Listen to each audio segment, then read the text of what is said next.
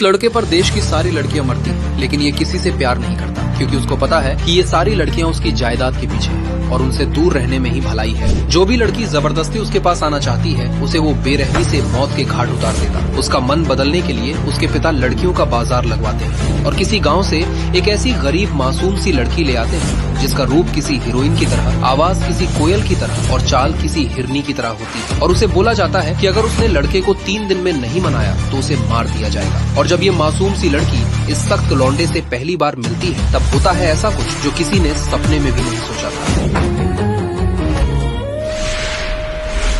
अगर तुम अभी के अभी यहाँ से नहीं गई ना, तुम्हारी जान ले लूंगा मैं।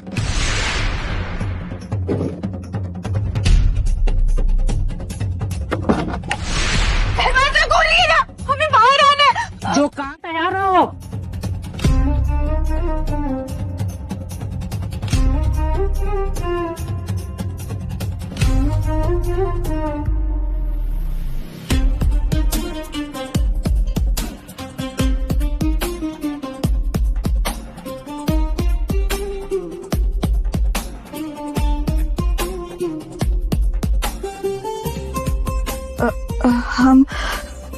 हम खाना लाए हैं।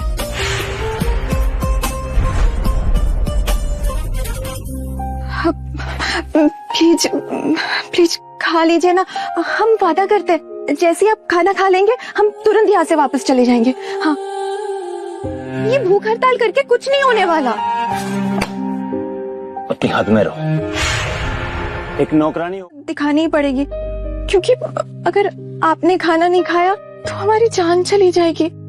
प्लीज खा लीजिए ना।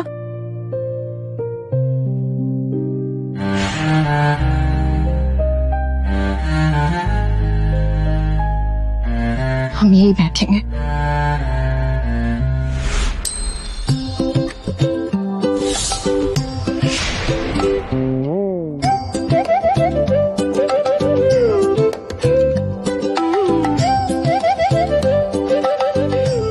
अब मरना ही है तो खा के ही मरेंगे।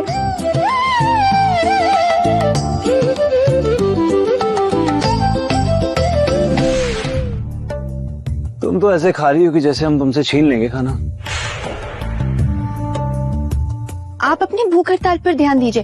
और वैसे हम किसी को कुछ नहीं, खाना नहीं खाया, और इसमें तो हम दोनों का ही फायदा है ना।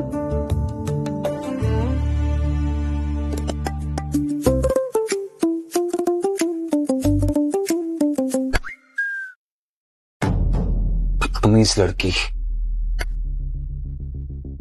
सॉरी, वो गलती हो गई।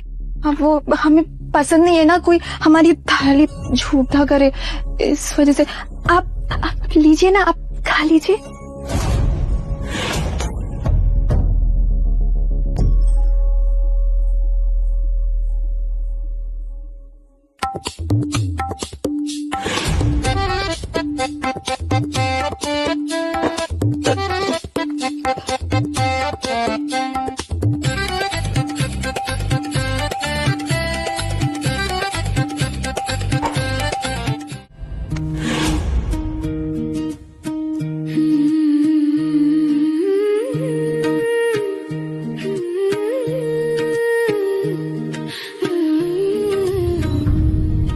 सॉरी, हमसे गलती हो गई, हमने जानबूझ के नहीं किया। क्या आप हमें भी जान से मार देंगे?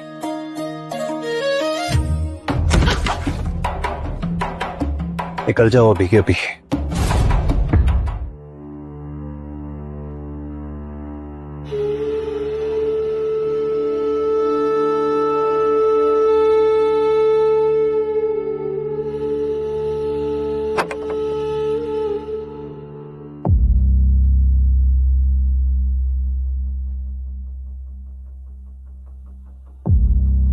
छोटे ठाकुर खाना खाया कि नहीं? ये काम तुमने बहुत अच्छा किया है। चलो चल के ठाकुरान को बताते हैं। चलो। ठाकुरान बहुत खुश होगी। आखिर छोटे ठाकुर ने भूख हड़ताल तोड़ी दी।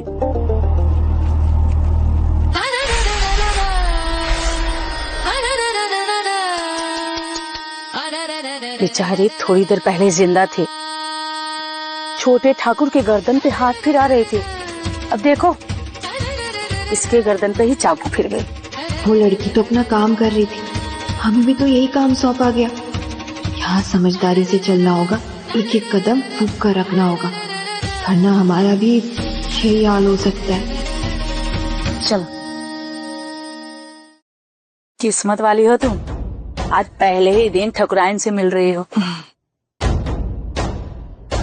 मृणाली ठाकुर की सौतेली माँ है और सुना है उन्हें तो छोटी ठाकुर पसंद भी नहीं। फिर उन्हें क्या फर्क पड़ता है कि छोटी ठाकुर ने खाना खाया या नहीं। ठाकुराइन से भी संभल कर रहना होगा हमें।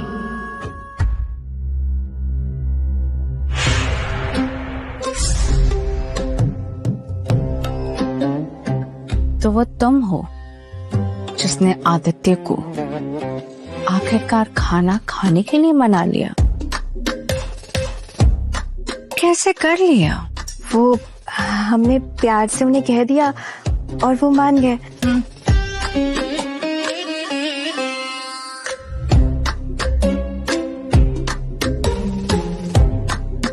क्या कहा? प्यार से कह दिया और वो मान गए? तो फिर हम क्या उन्हें चाकू की नोक पर खाना खिलाते हैं? वैसे आज ही उन्होंने एक लड़की को मारने का हुक्म दिया और तुम्हारी बात मान गए। प्यार से जो कह दिया। वैसे काफी भाग्यशाली हो तुम। तुम्हें पता है ना कि तुम्हें यहाँ पर किस लिए बुलाया गया है? आदित्य चांदीपुर से बाहर नहीं जानी चाहिए। विदेश तो क्या, वो गांव से भी बाहर नहीं जानी चाहिए।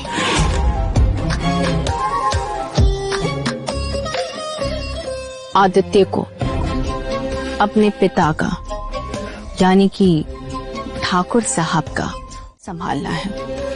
उसके लिए उन्हें दफ्तर जाना होगा, लोगों से मिलना जुलना होगा, व्यापार को समझना होगा और ये काम तुम्हें करना होगा। तुम्हें उनका मन बदलना होगा। ठाकुराइन, आज हमारा पहला दिन है और ये तो बहुत बड़ा काम है। हम कैसे छोटे। 3 दिन, बस 3 दिन है तुम्हारे पास।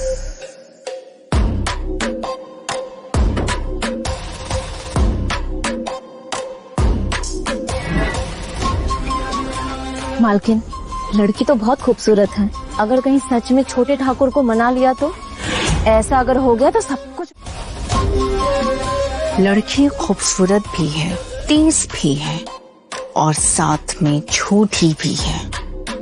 तुम्हें पता है आदित्य ने खाना नहीं खाया है।